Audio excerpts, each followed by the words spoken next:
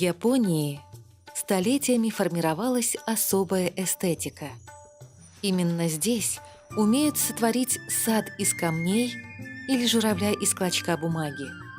Но женская красота возведена в особый культ, в котором уже много столетий царствует гейша. Гейша – самая почитаемая женщина в Японии.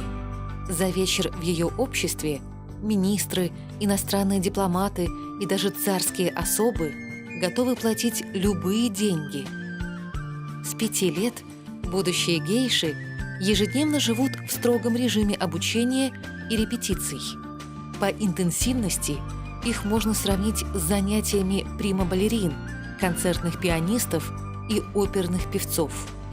Девочки обучаются танцам, игре на музыкальных инструментах, каллиграфии, искусству непринужденной беседы и ведению чайной церемонии.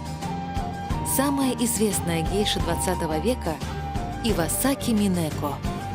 Сила ее очарования, безмолвная красота и ошеломительный успех вдохновили западных авторов на создание книги и фильма о ней.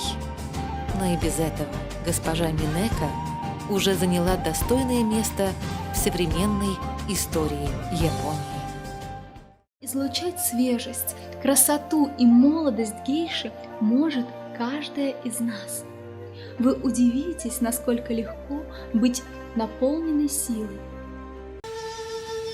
Пройдите посвящение в тайны 10 великих женщин. Если вы хотите навсегда изменить свою жизнь, приходите на наши семинары. Посвящение в тайны гейши. Наполнитесь любовью и красотой.